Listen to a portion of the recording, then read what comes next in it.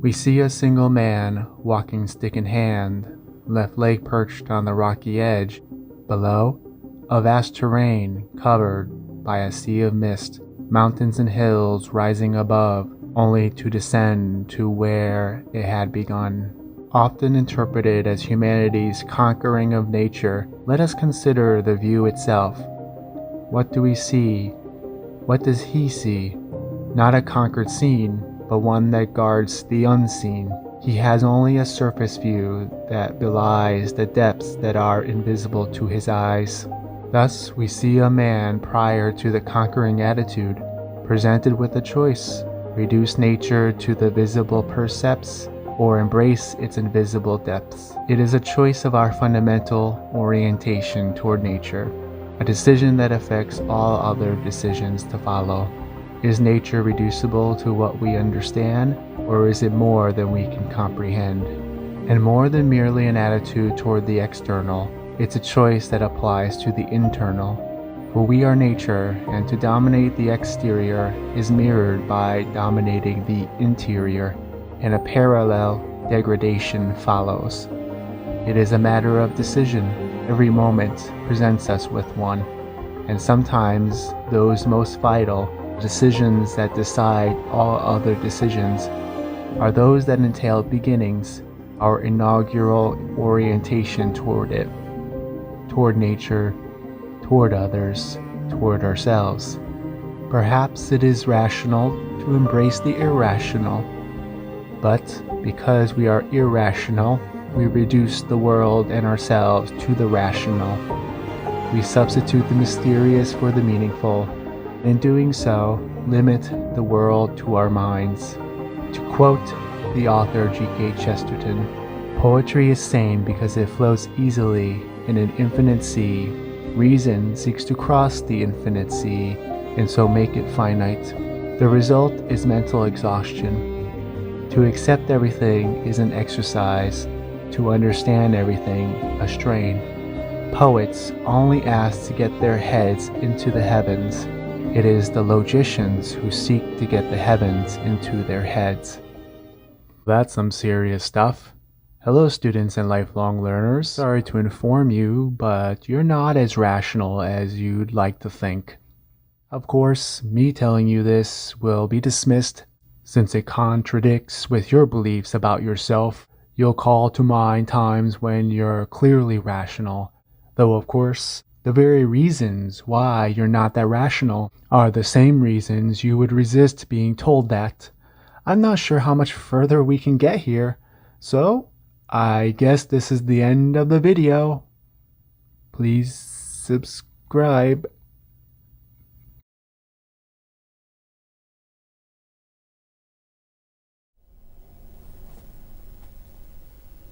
Oh, you're still here.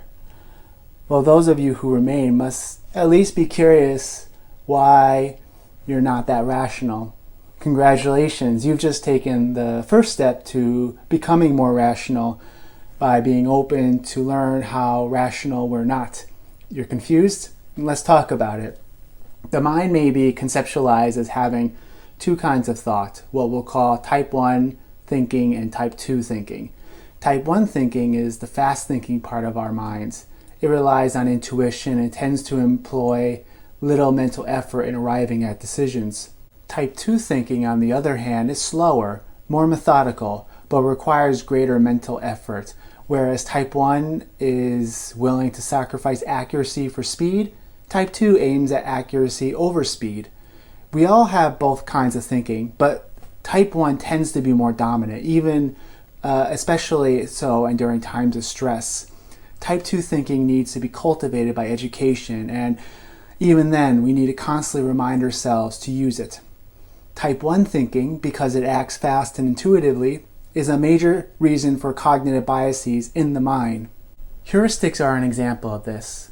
Heuristics are shortcuts that allow us to make quick judgments or decisions without having to spend too much effort and time. However, heuristics make us highly prone to arriving at incorrect conclusions. One example of this is the availability heuristic. Here, the mind tends to overestimate how often or likely some outcomes are based on how readily examples come to mind. The ease of retrieval is confused with the correctness of that information, and is one of the reasons our minds are susceptible to false facts. If you simply repeat that this is the best economy we've ever seen, or that immigration is a major issue, or that there's voter fraud, and especially if you provide vivid, emotionally laden examples, these tend to stick in the mind and be readily available for retrieval. Some watch various crime shows and tend to feel that criminal behavior is more frequent than it really is. The media's tendency to cover the unique, unusual, and sensational stories leads to an overestimate of the likelihood of certain events such as airline accidents or rare diseases.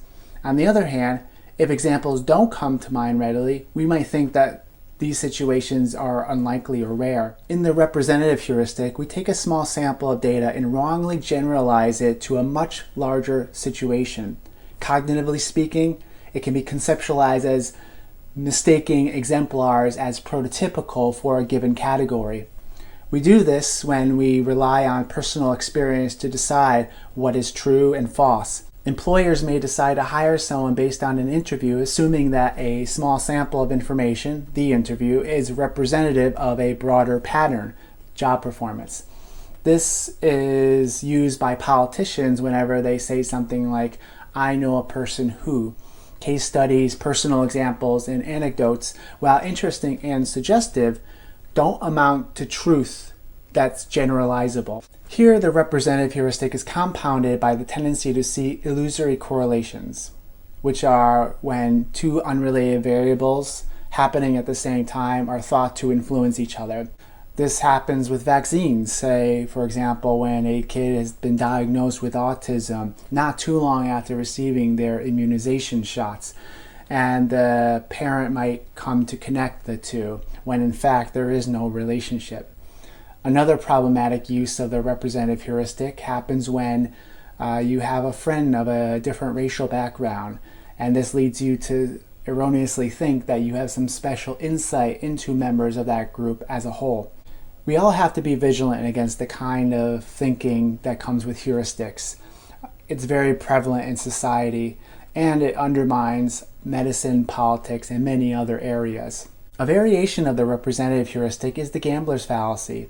If the roulette table lands on black 5 times in a row, we might be inclined to think that it's more likely to land on red next time, that it can't possibly land on black 6 times in a row.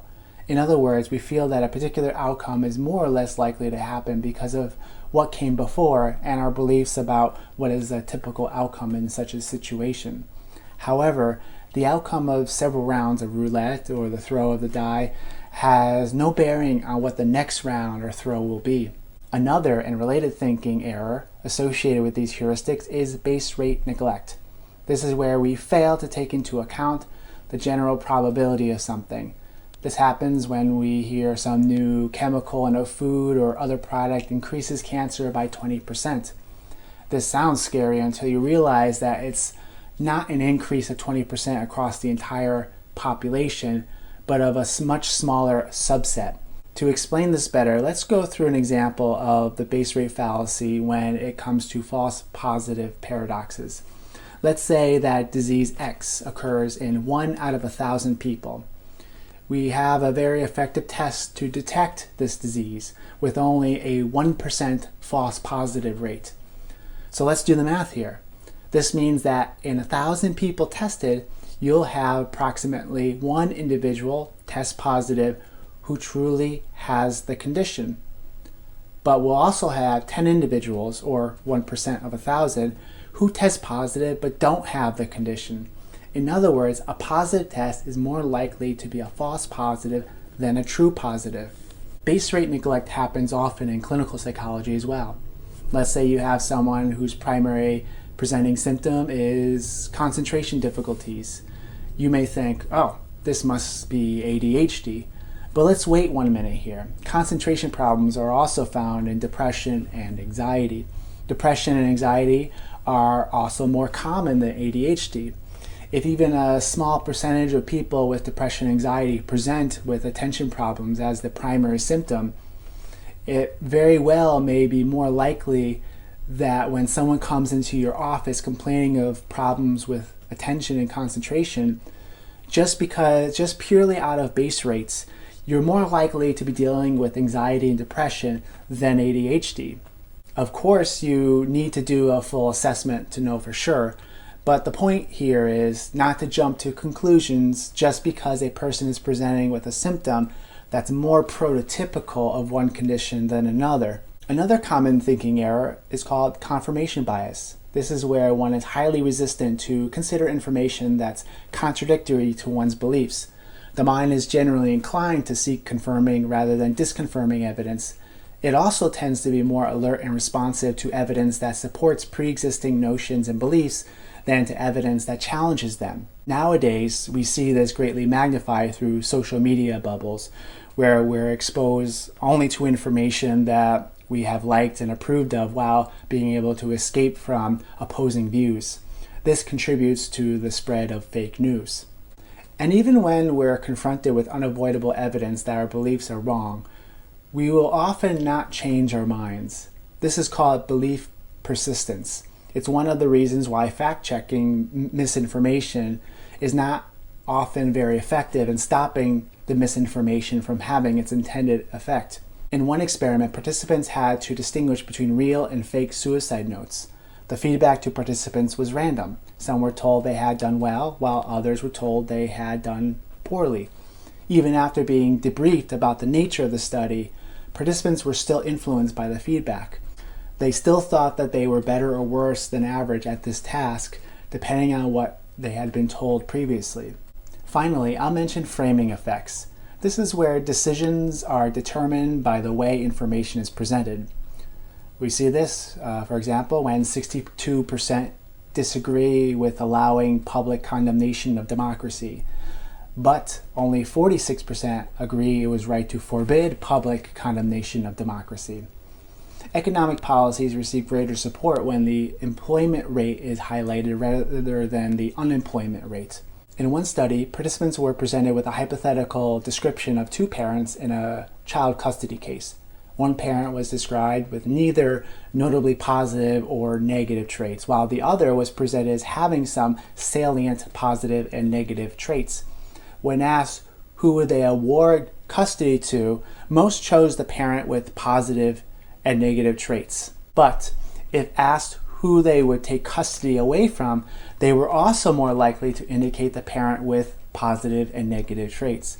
The reason being is that the participant with both positive and negative traits provided more clearly identifiable justifications for the participant's decision either way. If the question was framed in terms of who to reward custody to, participants could focus on the positive traits and justify their decision that way.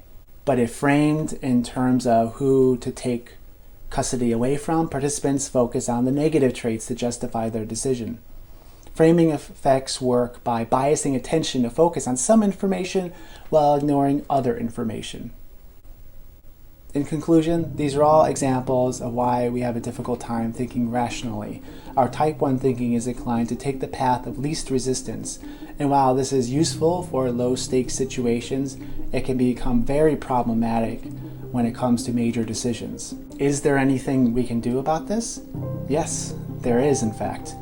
Type 2 thinking ultimately can have veto power over what type 1 thinking concludes, but at a cost of extra mental effort and reduced efficiency. The first step is partly already achieved by watching this video, which is becoming aware of the mental traps we often fall into, that is, to accept that we are irrational. The next step would be learning to pause and make it a habit to seek out not just confirming evidence, but also disconfirming evidence. It means you must become your own devil's advocate.